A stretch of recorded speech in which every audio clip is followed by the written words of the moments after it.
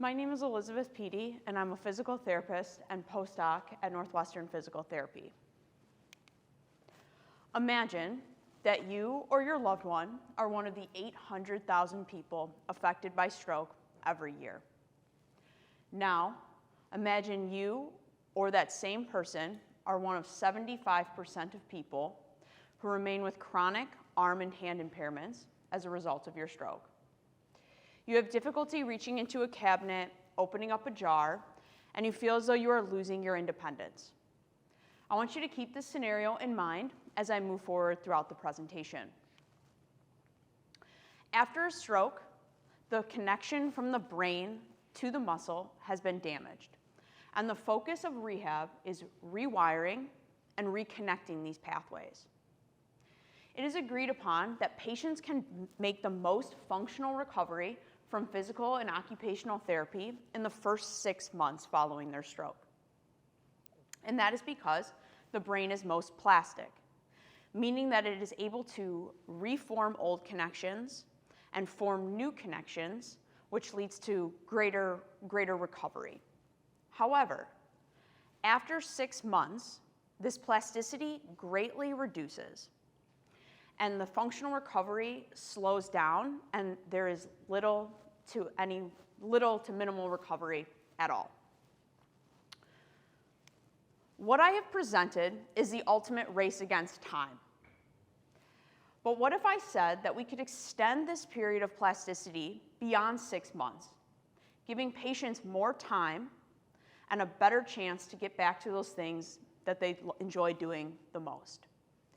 Today, I will be presenting a technique that is performed before therapy sessions that warms up the brain before therapy and could make this possible.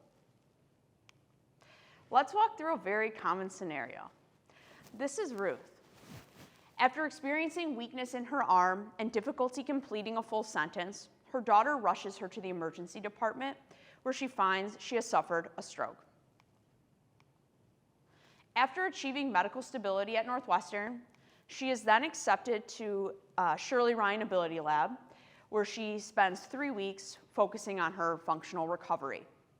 After 3 weeks, she is to discharge to begin her life, resume her life as prior to her stroke. It is at this point that the rehab trajectory becomes less clear.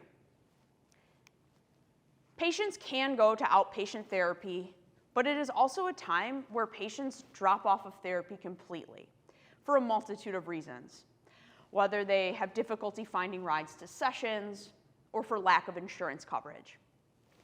What is very common in the months to years following a stroke, patients go in and out of outpatient therapy for short intervals at a time.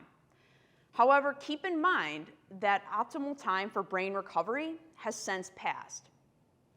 So now I will discuss an option that could enhance outpatient therapy at any time of recovery.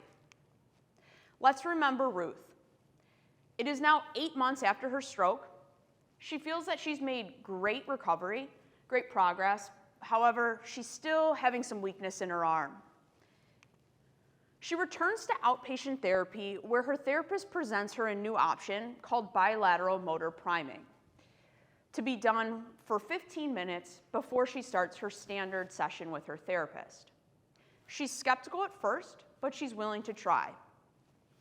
Ruth is to place her hands between 2 plates, as you can see there, and move her hands back and forth in a rhythmical fashion for 15 minutes before her session.